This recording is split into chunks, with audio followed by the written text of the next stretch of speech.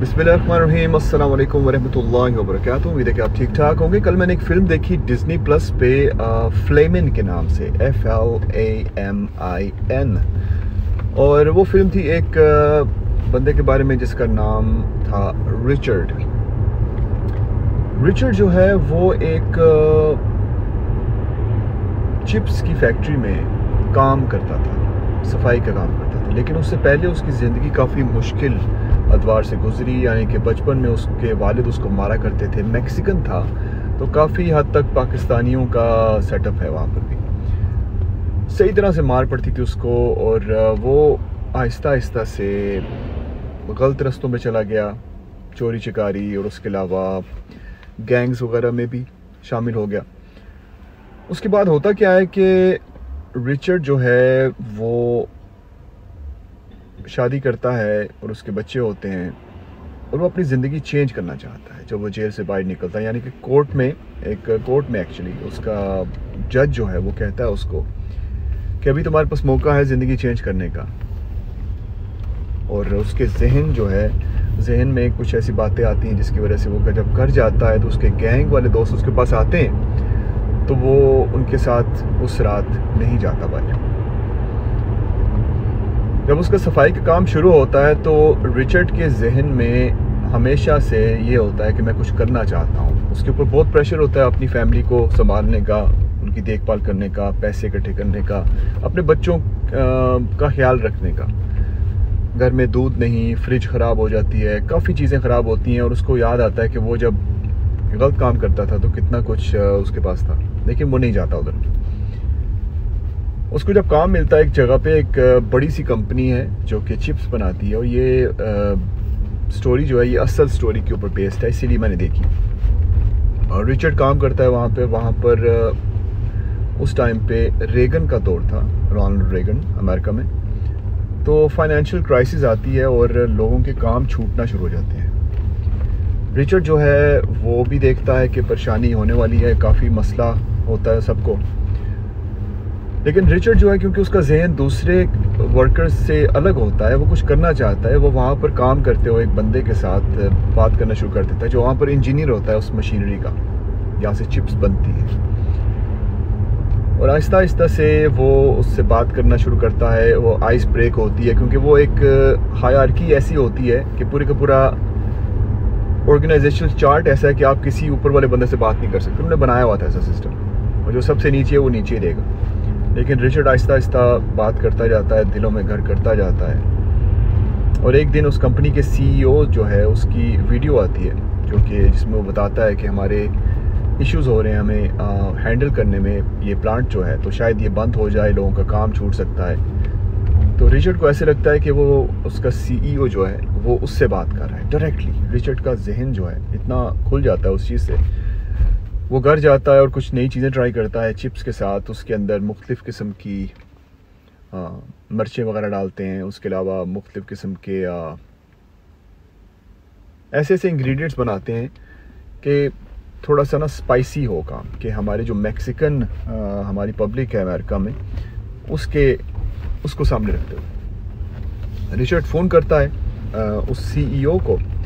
और CEO को phone करते हुए जब वो बताता है उसको, तो CEO बड़ा इम्प्रेस होता है, टाइम देता है आने का उस फैक्ट्री में, और रिचर्ड से मुलाकात होती है। रिचर्ड जो है उस चिप्स जो उसने ईजाद की है उसी की फैक्ट्री में उसको प्रमोट करता है अपने बंदों के साथ, और उसके बाद उसकी ज़िंदगी जो है चेंज होने लगती है, और आहिस्ता आहिस्ता से वो कहाँ से कहाँ पहुँच जाता है। ये फिल्म आपके देखने वाली है, साफ़ है, कोई इसमें ऐसे वैसे सीन्स नहीं है, इसीलिए ये आप देख सकते हैं अपनी फैमिली के साथ। और इसके अंदर से जो मैं बात निकालना चाहता हूँ वो ये है कि रिचर्ड के जो वालिद है ना, जो उसको मारता था बचपन में, उसने काफ़ी दफ़ा उसको काम की ऑफ़र भी की, और उसके साथ साथ ये भी कहता था कि तुम गॉड की तरफ आओगे ना तो तब सही होगी, तब तुम्हारी ज़िंदगी सही होगी, यानी कि खुदा की तरफ आओगे तो ठीक होगी। क्योंकि वो क्रिश्चियन थे, इसलिए वो उनका अपना ही सेटअप है सारा। तो वो कहते हैं कि खुदा की तरफ आओगे तो बिल्कुल तुम्हारी ज़िंदगी सही हो जाएगी। तो रिचर्ड अपने वालिद को कहता है कि खुदा की तरफ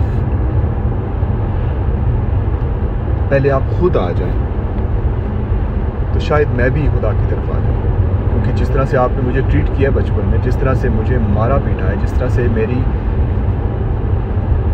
पूरी की पूरी इज़्ज़त नफ्स को आपने मजरूह किया है, पूरी ज़िंदगी हर एक बात पे मुझे मारना, और ऐसा मारना कि कोई हाल नहीं छोड़ना मेरा। किसी भी मौके पे आप मेरे साथ नहीं थे जिस तरह की मेरी ज़िंदगी गुजरी।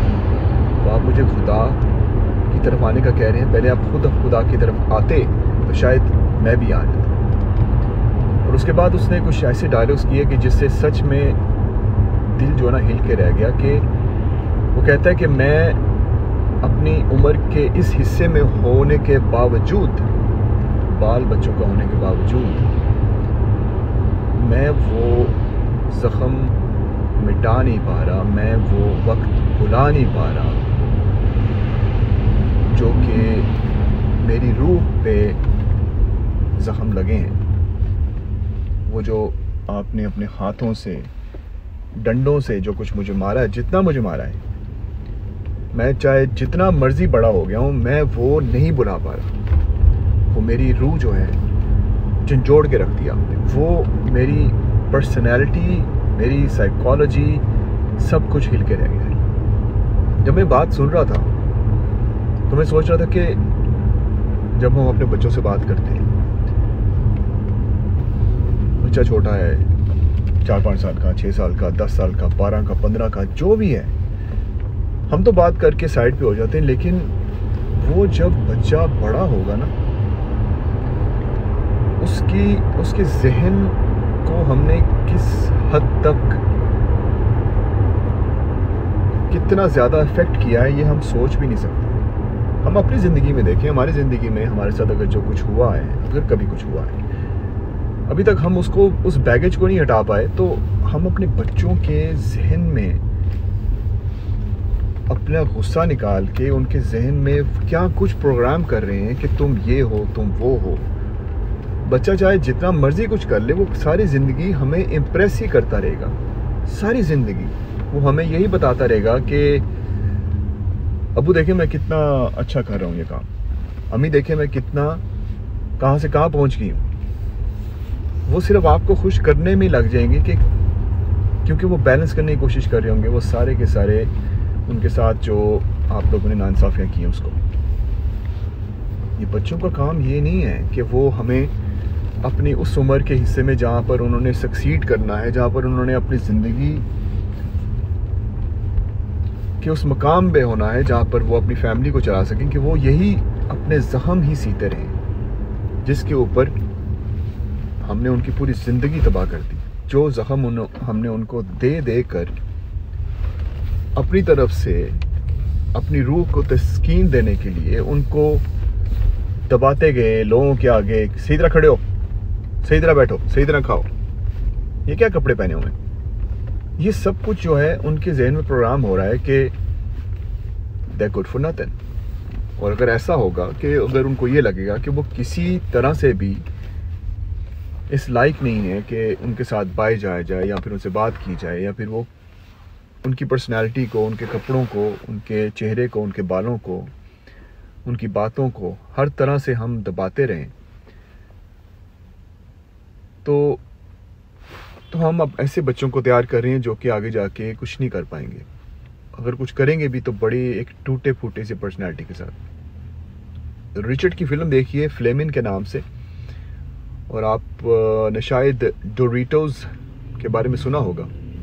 रिचर्ड को बाद में उसी कंपनी का हेड बना दिया गया था जहाँ पर वो सफाई करता था।